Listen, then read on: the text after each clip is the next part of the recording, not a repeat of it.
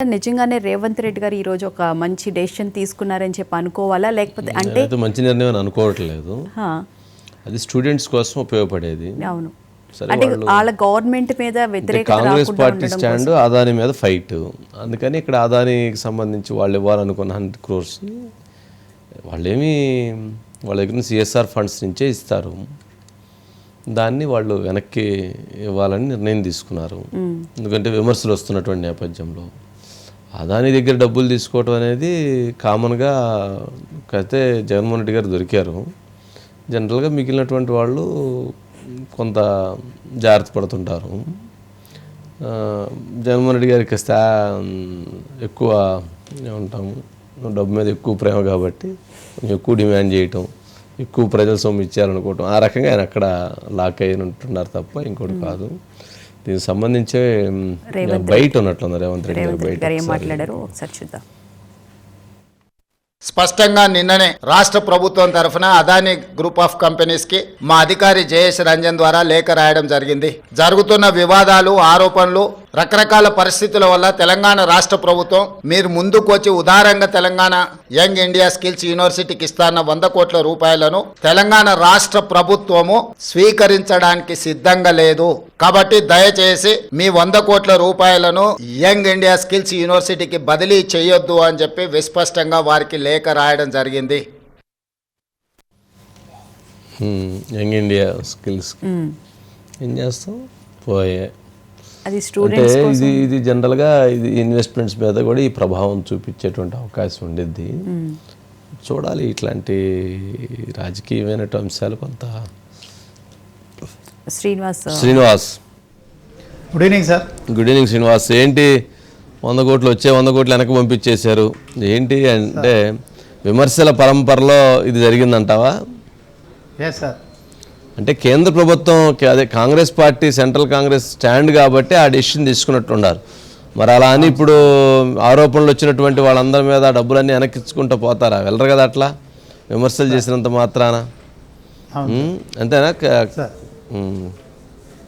అంటే ఈ మధ్య కాలంలో ఇప్పుడు అదాని మీద అమెరికాలో ఏదైతే లంచాల కేసులో ముడుపులు ఏవైతే వచ్చిన ఆరోపణల నేపథ్యంలో మరొకసారి అదాని ఇష్యూను కూడా మరి దేశంలో కాంగ్రెస్ కూడా ముందుకు తీసుకెళ్లాలని మరి ఇది రాహుల్ గాంధీ మొదటి నుంచి స్టాండ్ తీసుకున్నారు. అదే క్రమంలో కొంత రేవంత్ రెడ్డి కూడా మరి ఇంత ఇష్యూ అవుతుందని ఆయన ఎక్స్పెక్ట్ చేయలేదు. సో దీంట్లో మొదటి నుంచి కాంగ్రెస్ను అగ్రనేత రాహుల్ గాంధీ దీన్ని వ్యతిరేకిస్తున్నారు. కానీ రాష్ట్రంలో మరి పెట్టుబడులు ఆహ్వానించడానికి మరి అదాని లాంటి, అంబానీ లాంటి కంపెనీలను ఈయన ఆహ్వానించే క్రమంలోనే ఇక అదానితో కొన్ని ఒప్పందాలు జరిగాయని చెప్పి ప్రతిపక్షాలు చేస్తున్న విమర్శలు ఏవైతే ఉన్నాయో, సో ఇప్పుడు ఈ సమయంలో అదానిపై మరొక వివాదం అది ఇంత అంతర్జాతీయంగా కూడా తలెత్తడంతో మరి రేవంత్ రెడ్డి ఈ నిర్ణయం తీసుకున్నట్టు స్పష్టమవుతుంది. ఒకవైపు మరి రాహుల్ గాంధీది ఒక విధానం, తెలంగాణ సీఎంది ఒక విధానం అని చెప్పి కూడా ప్రతిపక్షాలు పదే పదే విమర్శలు చేస్తున్న నేపథ్యంలో తాజాగా ఈ నిర్ణయం తీసుకున్నట్టయితే తెలుస్తుంది సార్.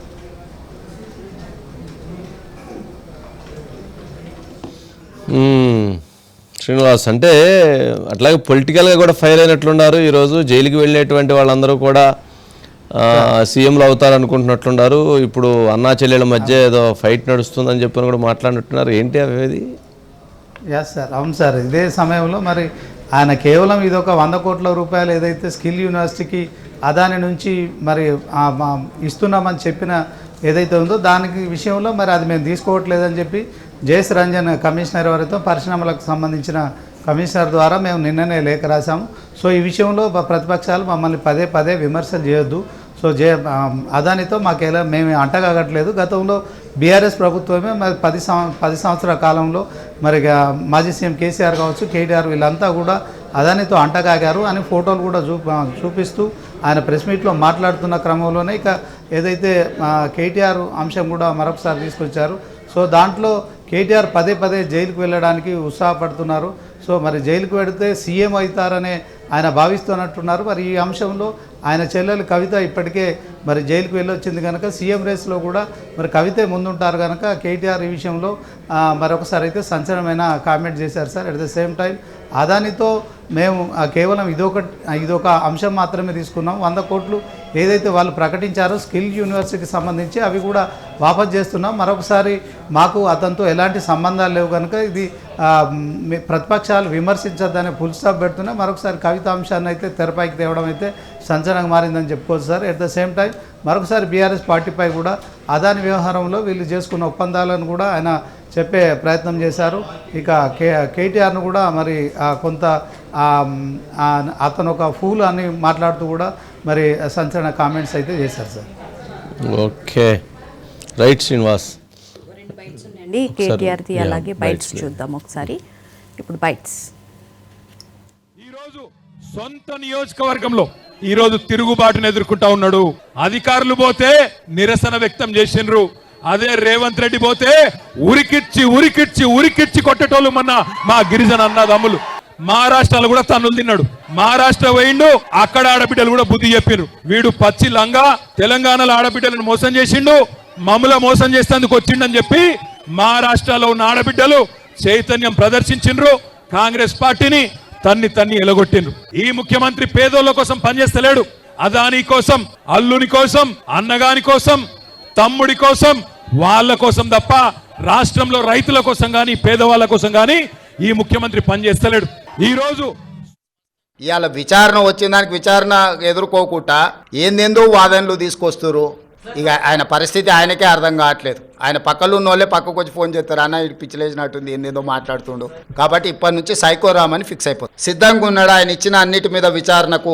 మళ్ళీ విచారణ ఏంగానే చూసిరా నా మీద కేసులు పెడుతురని ఒగల ఏడుపులు ఏడుస్తుంటాడు. పెట్టూరి జైలు పోతానే ఆయన్నే అంటాడు. ఎప్పుడెప్పుడు జైలుకు పోదామా, జైల్లో పోయి ఉందామా అని ఆయన ఏమనుకుంటున్నట్టు నిన్న అనేది పేపర్లో చూసిన జైలుకు పోయిన వాళ్ళందరూ ఆల్రెడీ వాళ్ళ చెల్లెలు జైలుకు పోయి వచ్చింది. అట్లా కూడా ఈయనకు అవకాశం లేదు కదా. ఆ ఫ్యామిలీలో ఉన్న పోటీని తట్టుకోలేక. కాబట్టి ఇట్లాంటి చిల్లర ఆలోచనలు మానాలి. 10 ఏళ్ళు మంత్రి చేసినోడు, అమెరికాలో చదువుకొచ్చినోడు, కొంచెమన్నా జ్ఞానంతో కొంచెమన్నా ఆలోచన విజ్డమ్ వాడాలి కదా. ఈరోజు రేవంత్ గారు కొంచెం డిఫరెంట్గా స్పందించారంటారా సార్? కొంచెం స్పైసీ, అంటే స్పైసీ లేకుండా మాట్లాడుకోరు అసలు. కానీ పదాలే కొంచెము బాగా కేటీఆర్ గారు వాడుతున్న పదాలు బాగుండట్లేదు, ముఖ్యమంత్రి గారు వాడుతున్న పదాలు బాగుండట్లేదు. కొంత పరిధులు దాటి సమాజం హర్షించేటువంటి పదాలు లేవు ఇద్దరి మధ్య. భాష చాలా ముఖ్యం. ఆ భాషనే కొంత వాళ్ళు పరచన అవుతున్నారు ప్రజల ముందు. వాళ్ళు గొప్పగా ఏముండటల్లా ప్రజల ముందు పరచన అవుతున్నారు, అది గ్రహించలేకపోతున్నారు.